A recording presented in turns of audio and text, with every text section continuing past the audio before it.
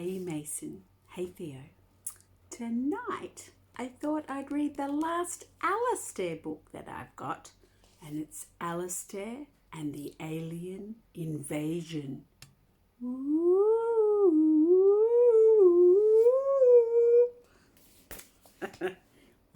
aliens. Now that's pretty cool.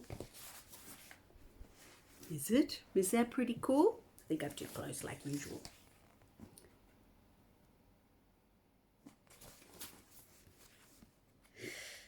By Marilyn Sadler and illustrated by Rodger Bollen. Alistair Grittle was a most unusual boy. There was nobody else quite like him. There he is, in his little suit, with his little briefcase.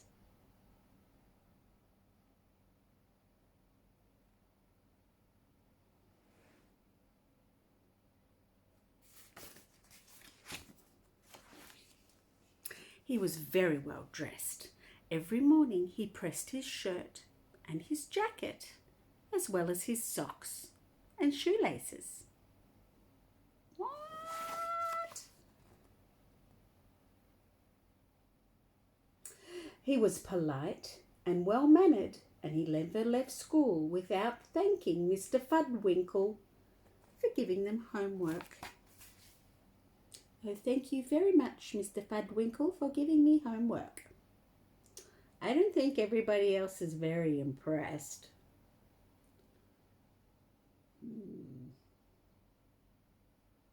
I love doing my homework.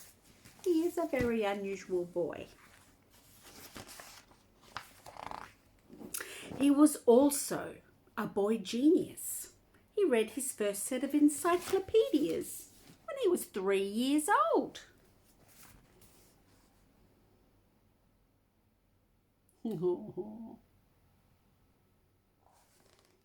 He won the first annual Twickadilly science competition with his formula for invisibility at aged 5.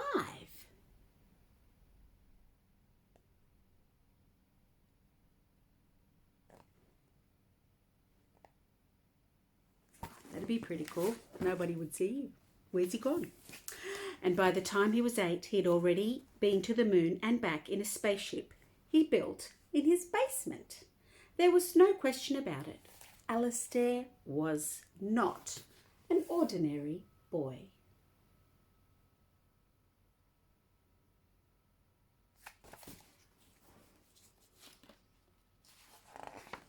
Then, one day, Mr. Fudwinkle gave Alistair's class quite an interesting science project.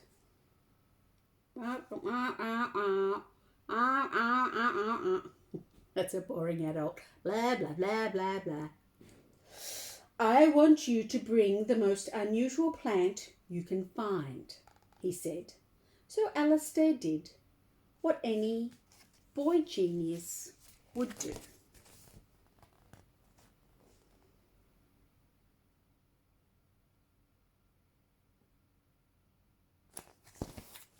Unusual, it says with an arrow. He got into his spaceship and he set out to find the most unusual plant in the universe. Alistair was rounding the turn at Venus, making very good time through the Milky Way, when he saw a spaceship filled with aliens heading to Earth.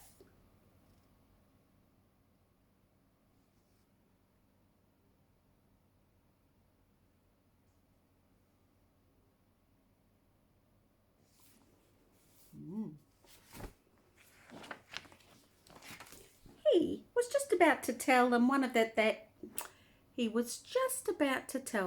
that one of their tail lights was out when all of a sudden they shot a very large beam of light to Earth. Look at his little ship.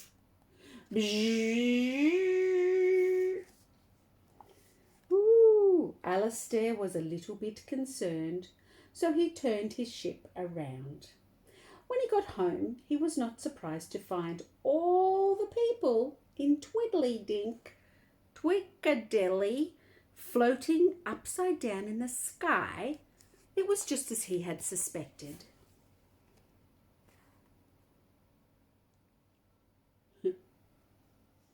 Oh yes, that's just what I expected. I don't think so. Look at them all. So gravity's gone. They've taken gravity, so everything is floating in the earth, in the sky. It looks so funny. Earth was being invaded by aliens.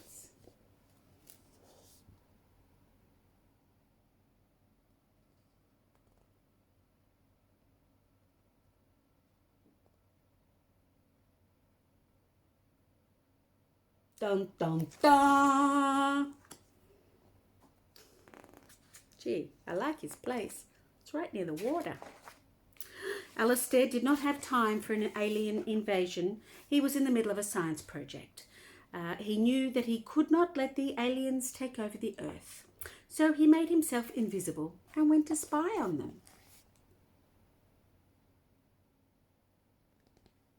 When Alistair found the aliens, they were beaming up plants of every kind into their spaceship. It was unlike any alien invasion Alistair had ever seen. Ooh.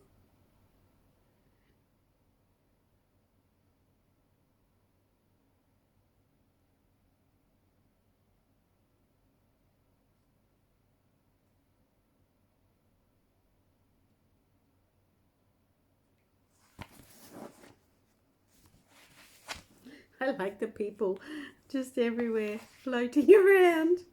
Alistair was quite curious about the aliens, so he threw himself under a beam of light and went aboard one of the ships with a couple of petunias.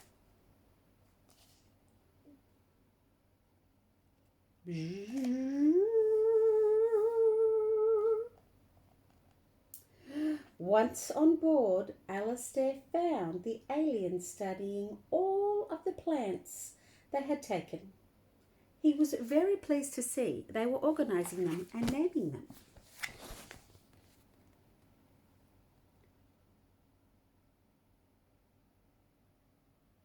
Look at all the people floating outside in front of the windscreen. What?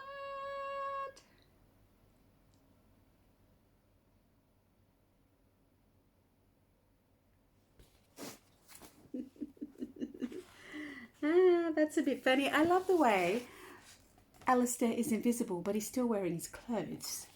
So he's not that invisible, because you can see his clothes. He's not that intelligent. The aliens were in the middle of studying some crabgrass when all of a sudden Alistair's formula for invisibility wore off. Alistair became visible again. The aliens thought Alistair was the most unusual earthling they'd ever seen. He was more interesting than any plant life.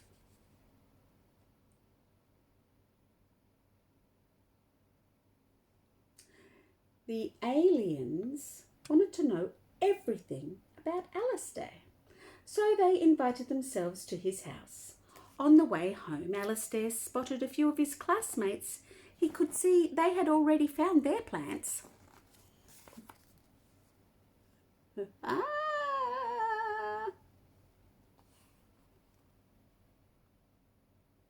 He's always on the job, always thinking about work.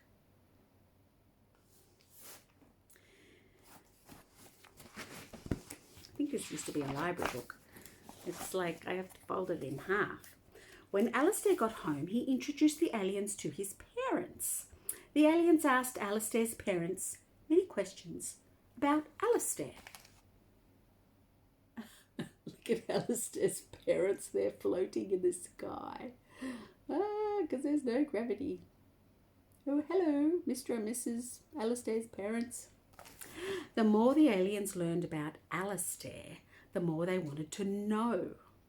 They were delighted when they discovered the Grittle family photo album, and every time they came to a picture of Alistair, they asked if they could keep it. What? What?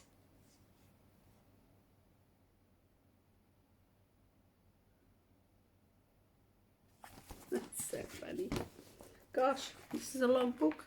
Soon it was late and Alistair was tired. He hoped the aliens would leave, but the aliens didn't want to leave. They wanted to sleep in Alistair's bed.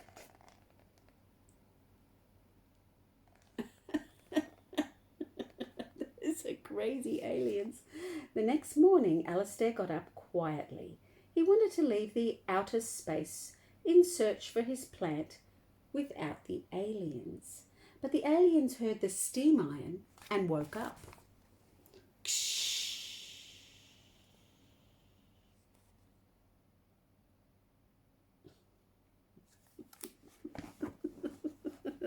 I'd be running out of there. I wouldn't be steam ironing my shoelaces.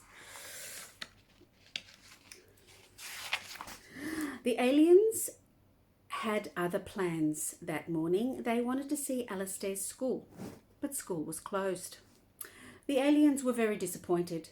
They also they had wanted more than anything to go through Alistair's desk. The school closed due to alien invasion. Ooh. As they returned to the spaceship, the phone rang, and the aliens were sorry they hadn't turned on their answering machine.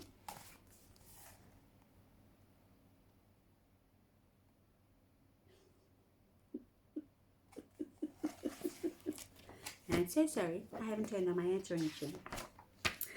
It was their leader calling. He was wondering what was taking so long on Earth. They were supposed to be in Gutala by now. Look at those symbols in there. Oh, they're all different.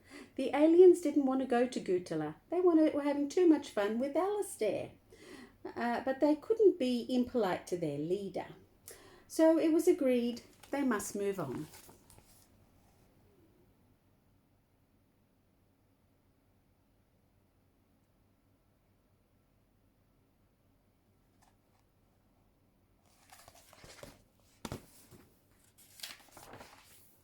Before the aliens left, Alistair asked them to bring everyone down from the sky.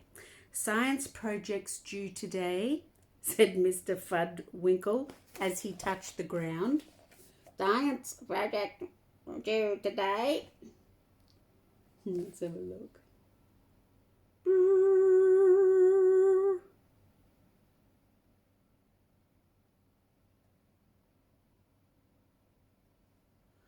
Alistair didn't know what to do. He'd not even begun to look for his plant. It was going to be the first time in his life he was late for homework. Ooh.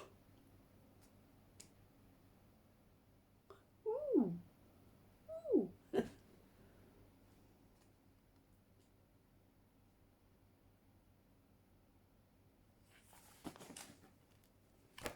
This is such an unusual book. Then, to Alistair's surprise, the aliens gave him a present. We found this on the planet Balulu. They said, it's a gadoodle, the most unusual plant in the universe. Alistair was very happy. He had not realised how well mannered the aliens were. Ooh. That is an unusual plant. When it was time for the aliens to leave, they hugged Alistair goodbye. Alistair could hear them crying inside their spacesuits.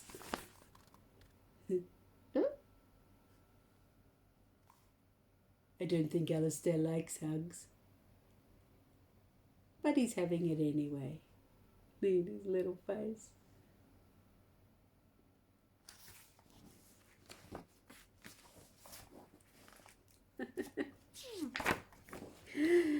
Then the aliens left Earth.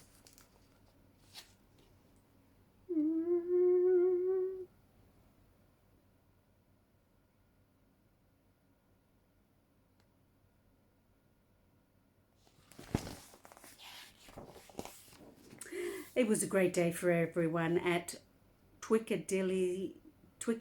Alistair finished his science project on time. Mr. Fuddwinkle loved the cadoodle from Balulu, and Earth had been saved from an alien invasion. Yay!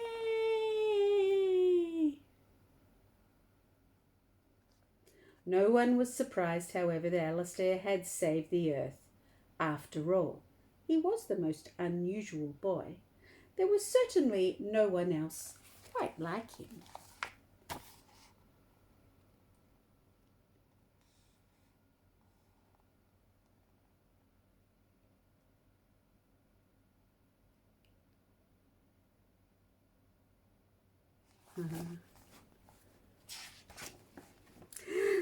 Even in the entire universe.